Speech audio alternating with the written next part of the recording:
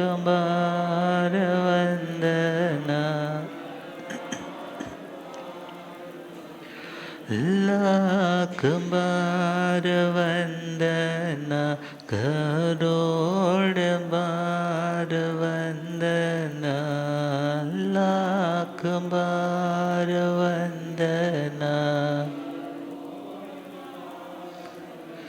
जी हाथ जोड़ गोरानो मेरी वंदना, जी हाथ जोड़ गोरानो। डगमग डोले नैया मेरी, डगमग डोले मुझको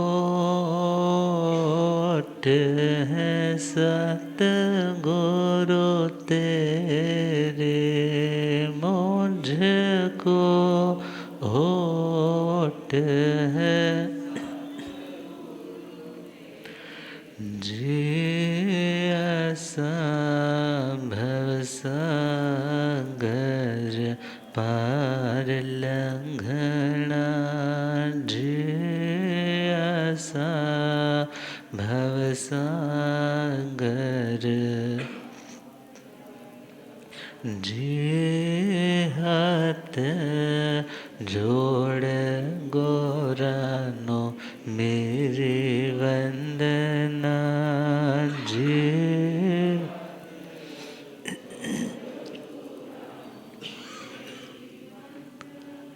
अनंत अनंत शांति के निकेतन शासनपति श्रवण भगवान महावीर स्वामी के पावन चरणा अरविंदों में हार्दिक भावभीना वंदन नमन। मेरे अंधेरे जीवन को रोशनी प्रदान करने वाले परम उपकारी आगम ज्ञान के भंडार, आगम ज्ञाता आगम पुरुष, जिन शास्त्र रतन हिमाचल केसरी उपाध्याय भगवंत श्रद्धे गुरुदेव श्री जितेंद्र मुनि जी महाराज साहब के पावन चरण कमलों में हार्दिक भावभीना वंदन नमन। आदरणीय सेवाभावी श्री प्रशमित मुनि जी, धर्म सभा में उपस्थित धर्मानुरागियों, सुशीलवती माताओं एवं बहनों, असीम पुण्यदय से भाग्यदय से आप सबको संतों का समागम और वीतराग वाणी श्रवण करने का पावन सुअवसर प्राप्त हो रहा है। प्रत्येक वृक्ष का कोई ना कोई मूल, कोई ना कोई ओरिजिन, कोई ना कोई रूट रहता है, और किसी भी बात का कोई ना कोई शुरुआती पॉइंट भी रहता है। धर्म के बारे में चले तो धर्म के संदर्भ में भी प्रश्न आता है कि जैन धर्म का मूल क्या है। जैन धर्म का मूल क्या है, इसका आधार क्या है, इसका फाउंडेशन क्या है। तो शास्त्रों में आता है हमारे धर्म का मूल है विनय। हमारे धर्म का मूल क्या है? विनय। अब विनय का मतलब क्या होता है? एक तो विनय का मतलब है कि बड़े हैं तो उनके आने पर उनका रिगार्ड करना है, उनकी बात को काटना नहीं है, उनसे हमेशा निम करके झुक करके पेश आना है। तो कुछ बातें तो हम जिंदगी में व्यवहारिक रूप से ही देखते हैं, मगर शास्त्रीय दृष्टिकोण में देखें तो विनय का अर्थ है एक ऐसा उत्तम आचार, एक ऐसा उत्तम आचार, ऐसी उत्तम साधना जिसके माध्यम से 8 कर्मों का क्षय हो सके। विनीयन्ते अपनीयन्ते अष्टविध कर्माणि येन स विनय, जिसके द्वारा 8 कर्म आत्मा से दूर हो सके। वो आचार, वो साधना, वो प्रैक्टिस, वो अभ्यास, उसी का नाम यहाँ पर क्या है? विनय। और विनय के 7 भेद आते। कितने भेद? कितने भेद? 7 भेद। ज्ञान विनय, दर्शन विनय, चारित्र विनय, मन विनय, वचन विनय, काया विनय और लोकोपचार विनय। तो उसी विनय के संदर्भ में हमारा कंटिन्यू चल रहा है। तो उसी को श्रीमद् उत्तराधनजी सूत्र का पहला अध्ययन कौन सा है? श्री विनय श्रुत। तो विनय श्रुत अध्ययन की मंगल में 35 गाथाएं कंप्लीट हो चुकी है। साधु आहार की गवेषणा के लिए गया है और उसके भी अपने रूल्स हैं कि किसी को लांग करके अंदर प्रवेश नहीं करना। यदि ऑलरेडी कोई याचक है, कोई भिक्षु है, कोई गाय, कुत्ता, बिल्ली इत्यादि कोई भी है, यदि कोई ऑलरेडी पहले बैठा है, खड़ा है, तो उसे लांग करके नहीं जाना है। बिकॉज पहला पॉइंट है उसकी भोजन में अंतराय आ सकती है। दानदाता जिसका एक रिस्पेक्टफुली आदर का भाव तुम्हारे प्रति है, तुम्हें देख करके वो ज़्यादा एक्साइटेड हो जाएगा, उनको इग्नोर कर देगा। तो परमात्मा कहते हैं उन्हें लांग करके नहीं जाना, पहला पॉइंट। दूसरा पॉइंट है उन्हें लांग करके इसलिए भी नहीं जाना, इससे शासन की अवज्ञा होती है। अवज्ञा मतलब हीलना होती है। एक तरह से सामने वाले व्यक्ति की क्वालिटी जब दिखती है कि इसके अंदर इतनी पेशेंस नहीं है कि वेट कर सके। सपोज किसी चीज़ का योग उसी घर से ही बन रहा है और वहीं पर सहज रूप से वो चीज़ बनती है, तुम्हें चाहिए तो वेट करना सही है, मगर उसे लांग करके जाना सही नहीं है। बिकॉज बहुत बार कह देते हैं फैक्ट्री के कपड़े को देख करके पता लग जाता है कि फैक्ट्री का काम कैसा है। इसी प्रकार भगवान के शासन के श्रावक है, श्राविकाएं हैं, साधु है, साध्वियाँ हैं, उनकी साधना को देख करके भगवान की फैक्ट्री का भी तो पता चलता है ना, भगवान का प्रोडक्शन हाउस कैसा है। तो उसे भी तो अपनी व्यवहारिकता का, अपने रूल्स एंड रेगुलेशंस का विवेक, ध्यान, अवेयरनेस रखनी ही रखनी है। तो बहुत सी बातें पहले वो हुई और उसके पश्चात भोजन लेकर के आ गया। सारे उसके जो भी रूल्स थे वो बिल्कुल क्लीन चिट होते रहे। आहार लिया और लेकर के आ गया। भगवान कहते हैं कि बिना सबको इनवाइट किए अकेले बैठ कर के भोजन नहीं करना है, अकेले बैठ कर के भोजन। अब क्या भगवान भी सामाजिकता के ऊपर जोर देते थे? सामाजिकता मतलब सोशलाइजेशन पर जोर देते थे। भगवान तो एकत्व विचारधारा वाले कि एगे आया, मगर भगवान ने ऐसा क्यों कहा कि समय भुंजे, अर्थात अपने साथी मुनियों के साथ समता पूर्वक आहार करे, सम विभाग में बांट करके आहार करे, सारा शेयर अपने पास ना ले जाए कि अच्छा अच्छा बढ़िया बढ़िया वाला माल तो मैं खा जाऊं और बाकी जो जो नहीं मेरे को स्वाद लगता वो किसको दे दूं? दूसरे को दे दूं। भगवान ने छोटी सी, क्योंकि आदतें व्यक्ति की पर्सनैलिटी उसकी छोटी छोटी हरकतों से पता चलती। किससे पता चलती? छोटी छोटी हरकतों से। अब छोटी सी बात है ना, भोजन के टाइम खा रहे हैं तो उस टाइम आप कैसे परोस रहे हो, तो वो तुम्हारे कैरेक्टर को बता देगा, तुम्हारे मेंटेलिटी को बता देगा। अब खुद से पूछो, यदि कोई व्यक्ति बहुत रिश्तेदारी में इम्पोर्टेंट आ जाता है तो उसके लिए तो शाही पनीर बन जाता है, उसके लिए तो कुछ और बन जाता है, मगर कोई प्लेन है तो वो बासी वाला भोजन भी चलता है उसके लिए। मगर परमात्मा कहते हैं जो तुम लाए हो तुमको सभी को इनवाइट करना है, किसी ने नहीं लेना है, उसकी अपनी चॉइस है। इससे क्या होगा? तुम्हारे अंदर यूनिवर्सल ब्रदरहुड की जो भावना है वो विकसित होगी। सभी मेरे अपने हैं, कोई मेरा पराया नहीं है। जहाँ पर परमात्मा ने कहा ये देह भी अपना नहीं है, दूसरी ओर कह दिया सभी मेरे अपने हैं। अब परमात्मा की जितनी भी बातें हैं वो अनेकांतवाद पर आधारित है। किस पर आधारित है? बेस्ड अपॉन अनेकांतवाद। अनेकांतवाद का मतलब जहाँ पर अलग अलग डायमेंशन से, अलग अलग एंगल से, अलग अलग दृष्टिकोण से किसी वस्तु को अलग अलग व्यू एंगल से देखा परखा जाता है। और ये नहीं कहा जाता जो मुझे दिख रहा है वो ही सही है, बल्कि क्या कहा जाता है, जो मुझे दिख रहा है मैं अपनी जगह ठीक हूँ, जो तुम्हें दिख रहा है तुम अपनी जगह ठीक हो। मगर जब व्यक्ति कहता है मैं ही ठीक हूँ, जितना मुझे दिख रहा है उतना ही ठीक है, उस व्यक्ति को मिथ्या दृष्टि कहा, उस व्यक्ति को हठाग्रही दुराग्रही कहा। ऐसे व्यक्ति के विकास का कोई भी संभावना का अंश दिखाई नहीं देता।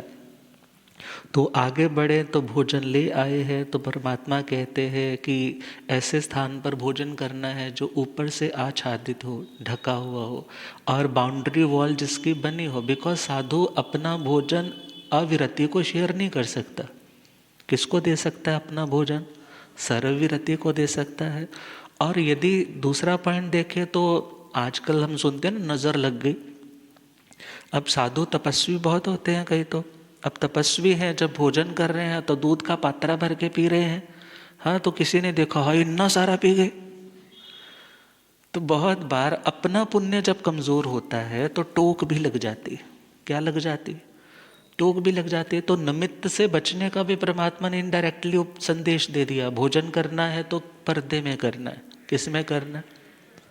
पर्दे में करना है। अदरवाइज मुंह दिखाने में कोई ऐसी बात नहीं है कि साधु, जैन साधु अपना मुंह नहीं दिखा सकते, मुंह पत्ती लगी हुई है। मगर हाँ, उसका जो भोजन है, भोजन वो कहाँ करेगा? पर्दे में करे। और जब कर रहा है तो हड़बड़ाहट में नहीं, बल्कि स्टेबिलिटी के साथ, स्थिरता के साथ भोजन कर रहा है। उसके स्वाद पर नहीं, उसके गुण धर्मों पर विचार करे। यदि भोजन में सपोज, गुरुदेव तो कहा करते, यदि भोजन में दोष लग भी गया ना तुम्हें, तो वहाँ पर पुरानी चर्या तो ये थी, उसको परठाते थे। उसको क्या करके आते थे? परठाते थे। मगर सपोज आज के टाइम में तुम कहो कि आज परठना इतना सामाजिकता के रूप में अच्छा नहीं लग रहा है, तो यदि तुम उसको ले भी रहे हो तो अपनी साधना और बढ़ा दो, अपना स्वाध्याय बढ़ा दो, उसके बाद अपनी कोई तपस्या बढ़ा दो, कि जिससे तुम्हें उस बात का पश्चाताप मन के ऊपर ना बना रहे। तो परमात्मा का कहना है गिराते गिराते हुए भोजन नहीं करे। व्यक्ति गिराता कब है? जब ध्यान से नहीं खाता है, या जो उसको ये लगता है कि खत्म नहीं हो जाए। हाँ, बल्कि वो धैर्य पूर्वक अपना आहार करे। उसकी धैर्यता, उसकी धीरता, गंभीरता, उस व्यक्ति का ये एक डिमीनर उस व्यक्ति की भीतर की स्टेबिलिटी को बताता है। और जो व्यक्ति पंजाबी में को ना काली च हुंदा है, तो काली च बंदा ना तो रोटी चज ना खा पाता है, हाँ, और ना किसी से बात ही ढंग से कर पाता है। तो परमात्मा का क्या कहना है? काम करो, भोजन भी करो तो कैसे करो? धैर्य से करो, बिना नीचे गिराते हुए। क्योंकि सपोज तुमने उसको क्लीन कर दिया तो वेल एंड गुड है, मगर यदि वहाँ पर अंश रह गए, कुछ कण रह गए, तो क्या होगा? चींटियाँ, उनको तो इतनी समझ नहीं है कि ये आंखों वाले लोग हमें बिन आंखों वालों को देखेंगे नहीं। अब ऐसे सिचुएशन में परमात्मा का कहना है तुम्हें समझदारी रखनी है। तुम्हारे आहार का विवेक, पहले तो भोजन लाते टाइम उसका विवेक, जब कर रहे हो उसका विवेक, और जब आहार कर रहे हो तो व्यक्ति बहुत बार आहार करते करते भी ना बनाने वाले की प्रशंसा में पड़ जाता है। किस में पड़ जाता है? एप्रिशिएट करते हैं ना। किसी की कोठी ते गए जी, चट थी जी, बहुत कहना तो पैंदा है महाराज जी कि बहुत अच्छी बनी है, बड़ा पैसा लगाया है, ये इंटीरियर कहाँ से करवाया, ये तो बहुत ही अच्छा है। एक व्यक्ति ने 6 काया के जीवों की विराधना करके कुछ बनाया। इवन भोजन भी बनता है ना, तो भोजन भी 6 काया के जीवों की क्या होती है? विराधना होती। अब ये शरीर की आवश्यकता है। शरीर पौद्गलिक है। शरीर क्या है? पौद्गलिक है। पौद्गलिक वस्तु पुद्गलों की ही आवश्यकता है, और पुद्गल लेंगे तभी ये पुद्गल, ये शरीर चल पाएगा। मगर अब उसके प्रति निंदा में जाना या प्रशंसा में जाना, परमात्मा कहते हैं उससे भी कर्म बंधता है। उससे भी क्या बंधता है? कर्म बंधता है।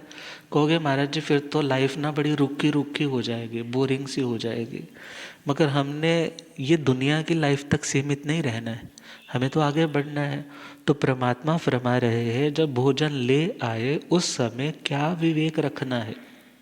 एक मननशील, एक समझदार व्यक्ति को परमात्मा ने जो हिदायत दी है वो फरमा रहे हैं, सुकड़े ते सो पके ते सुचिने सुहड़े मड़े सुने ठिए सुलठे ते सावज वजय मोड़े।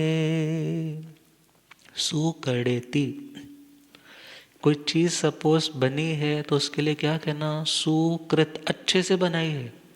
कैसे बनाई है, बहुत बढ़िया बनाई है। सुपक्के थी, बहुत अच्छे से पकाया है, कुछ भी कच्चा नहीं रहा है।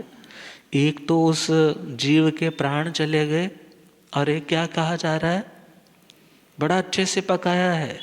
सुछिन्ने, सुछिन्ने का मतलब है अच्छे से काटा है। क्या किया है, अच्छे से काटा है। और देखो एक एक स्लाइस ऐसे ऐसे काटा हुआ है। अब देख, जिनको बहुत खाने पीने का शौक होता है वो एप्रिशिएशन या उसके क्रिटिसिज्म में भी चले जाते हैं। सुहड़े मड़े, सुहड़े अर्थात इसमें जो कड़त्तन थी ना, जैसे करेले होते हैं, इसमें तो कड़त्तन सारी ही सारी क्या हो गई है, हर ली गई है। या चंगा है उनके पैसे लुट्टे गए, बड़ी अकड़ थी उसके अंदर, अच्छा हुआ उसके रेड पड़ गई, अब उसकी अकल टिकाने आ गई। परमात्मा कहते हैं ऐसे वचन साधु को बोलने, साधु क्या, जो तरना चाहता है उसको नहीं बोलने। साधु तो एक टाइटल दे दिया, साधु मतलब जो साधना करे, जो प्रैक्टिस करे, उसको ऐसे शब्दों का प्रयोग नहीं करना है। मरे, अच्छा हुआ, वो मर गया, अच्छा हुआ वो क्या देते हैं ना, तरतीदा पार, तरतीदा पार कट गया। मगर ऐसे शब्द, ऐसे शब्द नहीं बोलने। यहाँ कई बार बोल देते हैं बड़ा दूध, बड़ा मलाइयाँ मार के दूध बनाया है। अब ये मार के बनाया है, ये वर्ड सावध्य शब्द है। ये शब्द कौन सा है, ये शब्द उचित शब्द नहीं है। सुनिठिए सुलठेती, सुनिष्ठित, इसमें वो रस बहुत अच्छे से पैदा हो गया। जैसे कोई चीज़ें दो चार चीज़ मिक्स करके बनाई और क्या कहा, अब तो इसमें स्वाद और भी ज़्यादा अच्छा हो गया है। और अगला पॉइंट है सुलट्ठेती, सीजनिंग कर देते ना, ऊपर से पिस्ता डाला है या कुछ और डाला है, या कुछ हाँ कर्ड है तो उसके ऊपर कुछ वेजिटेबल्स, धनिया अभी सिंचित है वो डाला है। क्या बोल रहा है, कितना अच्छा लग रहा है, कितना बढ़िया बना दिया है। परमात्मा कहते हैं सावज्जंग वज्जय मुनि, मुनि, मुनि किसे बोलते हैं, मुनि। हर महाराज जी के पीछे क्या लगता है, मुनि। साध्वी महाराज जी के पीछे मुनि नहीं ना लगता, तो इसका मतलब ये नहीं वो मुनि नहीं है। मुनि का मतलब नाणेण मुनि हुई। प्राकृत में चले तो मुण धातु आती है ज्ञान अर्थ में। जो ज्ञानी होता है उसे मुनि कहते हैं, जो ज्ञानी होता है उसे क्या बोलते हैं, मुनि कहते हैं। और ज्ञानी कौन होता है, ज्ञानी कौन होता है, हम लोग तो पंजाब में है ना, तो ज्ञानी का मतलब क्या हो जाएगा, जिसने, हाँ, जिसने पगड़ी बांधी होगी, पंज कक्के रखे होंगे, हाँ, कशहरा, कृपाण, कंघी, कड़ा, केश, उसको क्या बोलेंगे, ये ज्ञानी है। मगर ज्ञानी कौन है, ज्ञानी कौन है, मुनि को ज्ञानी कहा है। नाणेण मुनि हुई, अर्थात जो ज्ञानशील होता है, ज्ञान का अभ्यासी होता है, उसे यहाँ पर क्या बोला है, मुनि बोला है। अब मुनि कौन होगा, जो मननशील होगा, जो ज्ञानवान है वो मननशील होगा। क्योंकि बिना मनन किए व्यक्ति ज्ञानवान नहीं बन पाता। अर्थात जिसके पास अपने साथ जुड़ने का वक्त है, भगवान की वाणी के साथ जुड़ने का वक्त है, जो कथाओं से, व्यर्थ की बातों से खुद को बचा करके रखता है, वही व्यक्ति ज्ञानवान बन पाता है। अर्थात पढ़ने के लिए, आगे बढ़ने के लिए उस व्यक्ति को अपने समय का मैनेजमेंट करना बहुत ज़रूरी है। यदि वो स्वाध्याय के काल में स्वाध्याय नहीं कर रहा, व्यर्थ की राजनीति में पड़ा हुआ है, व्यर्थ की वी कथाओं में स्त्री कथा, भक्त कथा, देश कथा, राज कथा में पड़ा है, तो ऐसा व्यक्ति स्वाध्याय कब करेगा, आगम का ज्ञान कब अर्जन करेगा? और जब ज्ञान नहीं होगा तो सच्चे अर्थों में वो मुनि कैसे कहला पाएगा? तो मुनि कौन है? जो ज्ञानवान होता है। और ज्ञानवान कौन होता है? जो मननशील होता है। मननशील कौन होता है? जो मौन का अभ्यास करता है। मननशील कौन होता है? बोलो।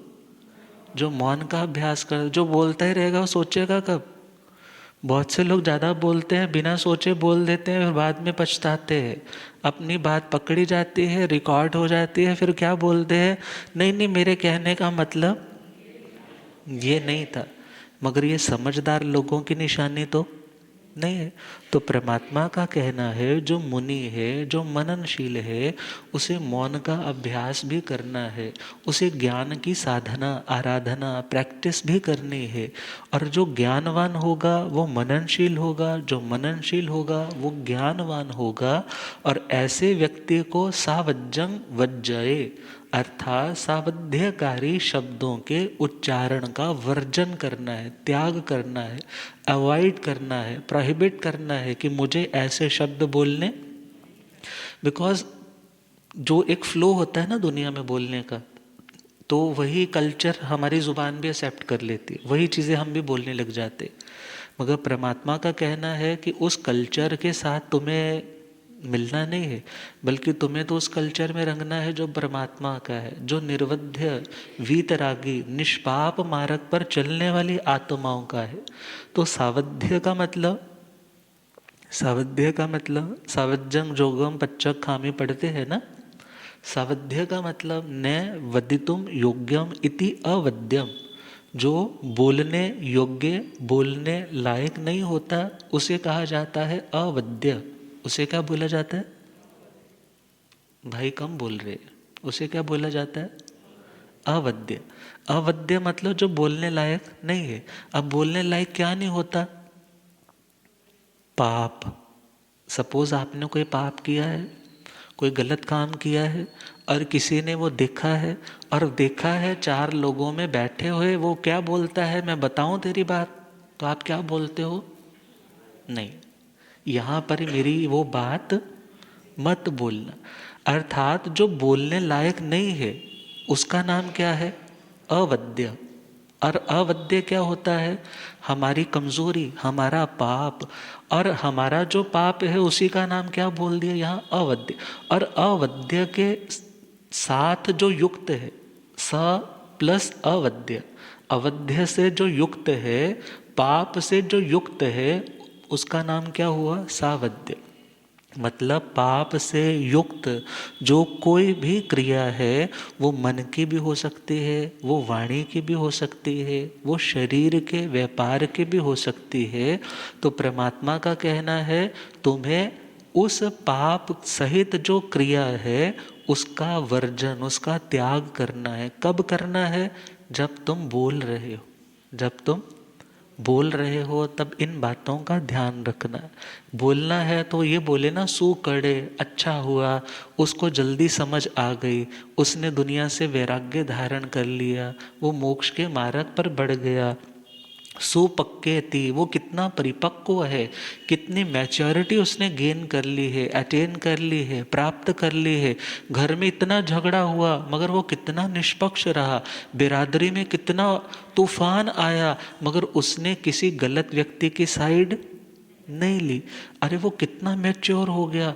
घर के अंदर इतना इतना लोगों ने, परिवार वालों ने उसको सुनाया, मगर वो पंजाबी में कहते हैं ना माईदा लाल, वो माईदा लाल वो जरा भी कुछ भी गलत किसी के आगे नहीं बोला। वो क्या सोचता था कि मुझे कर्म काटने हैं। जहाँ कर्म बंध के स्थान है, विवेकशील आत्मा उन कर्म बंध के आश्रव के स्थानों को भी संवर का स्थान बना लेता है। किसका स्थान? जो कर्म काटने के स्थान है, वहाँ पर आकर के भी एक अविवेकशील मीन्स ना समझ, नादान व्यक्ति अच्छे स्थान पर आकर के भी क्या कर लेता है, पाप कमा लेता है। सपोज ऐसा कहें जहाँ वॉशिंग सेंटर है, कोई वॉशिंग सेंटर में आकर के भी अपनी गाड़ी को गंदा करके जाए तो उसको क्या बोलोगे, समझदार, ना समझ। और एक व्यक्ति जहाँ पर गंदगी के ढेर है मगर वहाँ रह करके भी खुद को मेंटेन करता है, खुद को क्लीन करता है, ऐसे व्यक्ति को आचार्य जी सूत्र में कहा है, जे आसवा ते परिसवा, जे परिसवा ते आसवा। अर्थात जो व्यक्ति समझदार है वो आश्रव, आश्रव का मतलब है कर्म के रिसने का जो स्थान है, कर्म के, जैसे सपोज करो ना बारिश हो रही है, पुराने टाइम में चले जाओ, छतें कोठे कच्चे होते थे तो पानी लीकेज शुरू हो जाती थी, पानी क्या होने लग जाता है, पंजाबी कहते ना छत चोरी है, तो उस टाइम मतलब जो चौके रिस के नीचे आ रहा है उसका नाम क्या है, आश्रव। मीन्स हमारा सूक्ष्म कमज़ोर हुआ, हमारे नियम व्रत कमज़ोर हुए, हमारा आत्म बल कमज़ोर हुआ कि जब उदय भाव आया, कौन सा भाव, उदय भाव आया, कर्मों के बादल जब बरसने को आए तो धीरे धीरे हमारी छत कमज़ोर थी, लीकेज स्टार्ट हो गई। तो लीकेज स्टार्ट हो गई तो उसका नाम क्या हुआ, कर्म का क्या हो गया, आश्रव। अब घर गंदा हुआ है ना, पानी आया है, सेफ्टी भी खराब हुई और प्लस सुंदरता भी खराब हुई, मगर उस आश्रव को बारिश रुकी तो क्या करते हैं बंदोबस्त, मिट्टी मंगवाते हैं, सीमेंट मंगवाते हैं, तरपाल मंगवाते हैं, डालते हैं, या पक्का मकान बनाते हैं कि अगेन जब बारिशें पड़े तो मेरे घर के अंदर ऐसे पानी लीकेज ना हो। तो उस लीकेज वाले स्थान को बंद करना मतलब संवर करना, संवर करना मतलब उसको रोकना, उसको क्या करना, रोकना। और जो ऑलरेडी अंदर पानी भर चुका था उसको बाहर निकालने का नाम है निर्जरा, उसका नाम क्या है। यदि सपोज थोड़ा सा भी पानी बाकी है, मगर बाकी पानी पहले वाला ऑलरेडी निकालते जा रहे, निकालते जा रहे, निर्जरा है, मगर जब पूरा पानी निकाल दिया, पूरा totally spick and span, total अंदर नीट एंड क्लीन हो गया हमारा घर, उस अवस्था का नाम है मोक्ष। उस अवस्था का नाम क्या है, अर्थात जब कर्म का एक भी कण आत्मा में नहीं रहता है शेष, उस क्षण का नाम है मोक्ष की दशा। और जब तक कर्म काट तो रहे हैं, मगर सपोज लाख रुपए का उधार चल रहा है, 99,000 तो हमने उतार दिए, मगर अभी कितना कर्ज है, 1,000 रुपया, तो भी उस व्यक्ति को क्या बोला जाता है, कर्जाई। क्या बोला जाता है, कर्जाई। अब वो निर्जरा तो कर रहा है, निर्जरा तभी तक कहलाती है जब तक व्यक्ति अपने पूरे कर्मों के कर्जे से मुक्त नहीं है, और जब सारा कर्जा उतार देता है तो उस दशा का नाम है मोक्ष। उस दशा का नाम क्या है, तो वो कहता है सुपक्केति, अरे कितना परिपक्व, कितना पक्का हुआ। पंजाबी च कहते ना कितना हंडिया होया बंदा है, इतना कुछ सुना देता मगर फिर भी परमात्मा की क्या परिपक्वता थी, पैरों पर अंगीठी जला दे तो उसको कुछ नहीं कहा, कानों में कीले ठोक दी तो कुछ नहीं कहा, अर्थात कितना ग्रेट उनका समता भाव था। बोलना है तो ऐसा शब्द बोले, कोई व्यक्ति अपने नियम में, अपनी मर्यादाओं में स्थिर रहा, मजबूत रहा, उसको अप्रिशिएट करे। सुचिन्ने, अरे इसने ममता के धागों को, अटैचमेंट के धागों को क्या कर दिया, काट दिया। आसक्ति ही तो दुख देती है। आज तक जितनी बार रोए हो तो किसके लिए रोए हो, करुणा के आंसू तो कभी कभी आए हैं, मगर ज़्यादा आंसू कौन से आए हैं, ममत्व के। जहाँ अटैचमेंट थी और वो वस्तु हमारे से दूर जाने लगी तो आरत ध्यान के कारण आंखों में आंसू आ गए। कभी अपने लिए रोए, अपने सुखों के लिए रोए, और कभी अपनों के लिए रोए। किसके लिए रोए, उसके साथ ऐसा हो गया, नहीं होना चाहिए था। कर सामायिक रहे हैं मगर चिंतन क्या चल रहा है। तो परमात्मा का कहना है क्या सोचे, चिंतन करना है, बोलना है तो ये शब्द बोले कि कितना अच्छा हुआ उसने दुनिया से नाता तोड़ लिया। दुनिया तो आज तक किसी की बनी, ओ सब लोग पराए ने, सब लोग पर चिता ते चढ़ाणगे, जेड़े अपने बनाए ने। चिता ते चढ़ाणगे, जेड़े अपने बनाए ने। ओ चलो मन समझा लइए, चलो मन समझ। दुनिया तनयो अपने, प्रभु अपना बना लइए। दुनिया तनयो अपने, प्रभु अपना बना लइए। मगर वैराग्य, धर्म का फल वैराग्य है। यदि तुम्हारे अंदर धर्म श्रद्धा है ना, तुम बोलते हो मुझे बहुत श्रद्धा है, तो जब धर्म श्रद्धा इन एक्चुअली आती है तो भगवान कहते हैं उसके अंदर तो वैराग्य आता है, डिटैचमेंट आती है, निसंगता आती है। उसको दुनिया क्या लगती है? यहाँ पर तो कोई अपना नहीं है, किसके प्रति इतनी आसक्ति, किसके लिए इतना रोना धोना। तो परमात्मा कहते हैं वो तो फिर उन लोगों को अप्रिशिएट करता है जिन्होंने इस संसार से अपने नाते को क्या कर दिया, तोड़ दिया। सुहड़े मड़े, कितना अच्छा हुआ उसने अपने भीतर के कषायों का हरण कर दिया।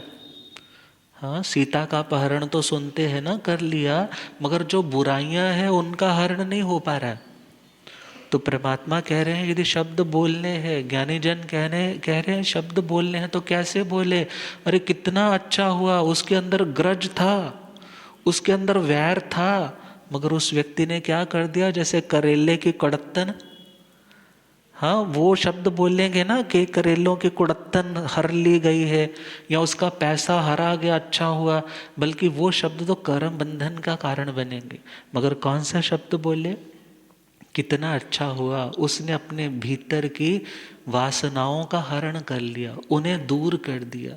मड़े, मड़े अर्थात कितना अच्छा हुआ मैंने उस टाइम अपने मन को मार लिया। क्या कर लिया?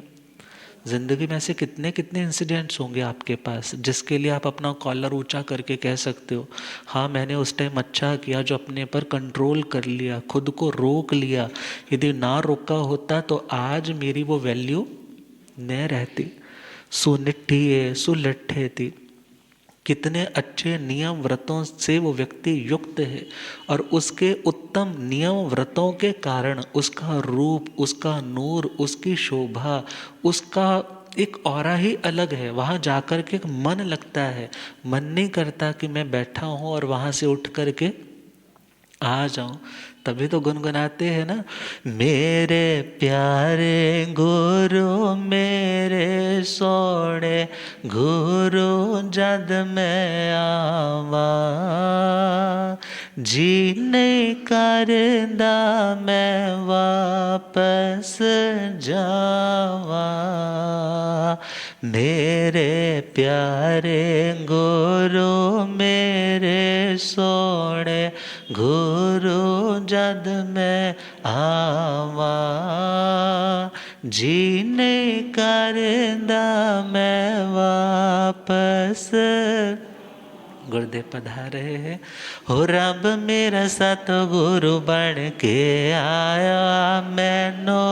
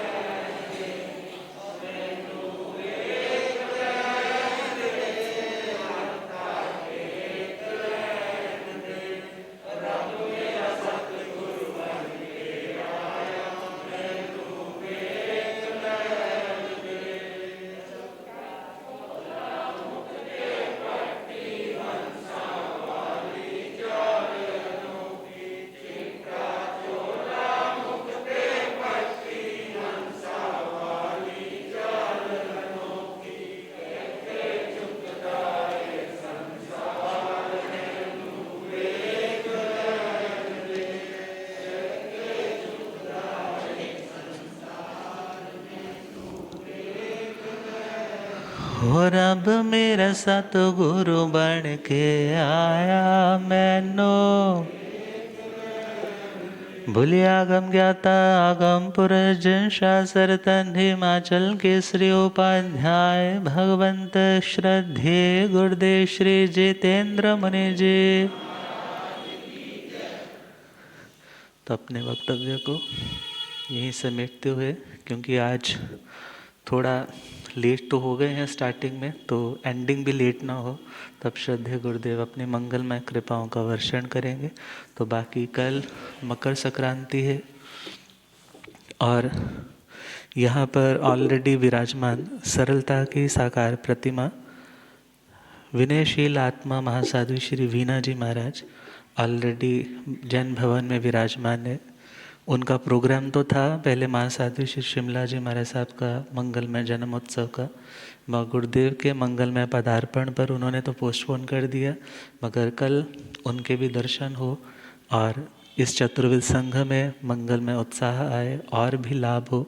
इन्हीं शुभ भावनाओं के साथ महासाध्वी तपोनिधि श्री सुलक्षणा जी महाराज की मंगलमय कृपाएं और मंगलमय स्नेह वर्षण हमेशा हमेशा स्मरण में रहता है और आप सबका ये प्रेम भाव और बढ़े। इन्हीं भावनाओं के साथ आप गुरुदेव कृपा फरमाएंगे। ओम शांति।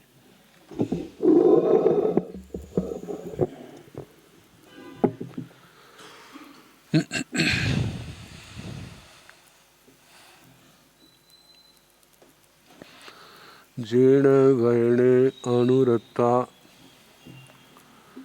जीर्ण गयण जे करन्ति भावेन अमला असंकलिठा ते हुन्ति परित संसारी।